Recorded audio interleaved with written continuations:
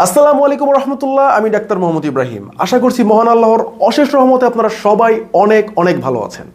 আজকে আপনাদের সামনে চমৎকার একটি জিনিসকে পরিচয় করিয়ে দিব।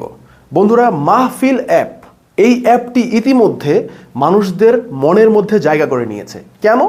কারণ হচ্ছে এই অ্যাপটিতে ঢুকে আপনি যখন ইসলামিক ভিডিও দেখবেন, আপনার কোনো ধরনের হারাম অ্যাড দেখতে হবে না।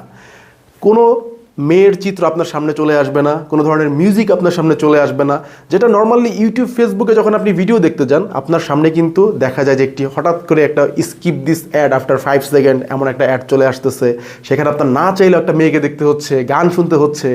আপনি কিন্তু একজন ইসলামিক মন মানসিকতার মানুষ হিসাবে খুবই বিব্রতকর একটা অবস্থায় পড়ে যান এই সমস্ত দৃশ্য দেখতে গেলে। সো মাহফিল অ্যাপে আপনি ইসলামিক ভিডিও দেখবেন, কিন্তু আপনার কোনো ধরনের হারাম অ্যাড দেখতে হবে না, অর্থাৎ হারাম অ্যাড মুক্তভাবে আপনি প্রতিটি ইসলামিক কন্টেন্ট দেখতে পাচ্ছেন। এর পাশাপাশি মাহফিল অ্যাপে যে ভিডিওগুলো আপনি পাচ্ছেন, প্রতিটা ভিডিও একদম কোরআন হাদিসের আলোকে যাচাই বাছাই করে আপলোড করা হয় এবং বড় বড় শায়েখদের ভিডিওগুলো সেখানে আপলোড করা হচ্ছে।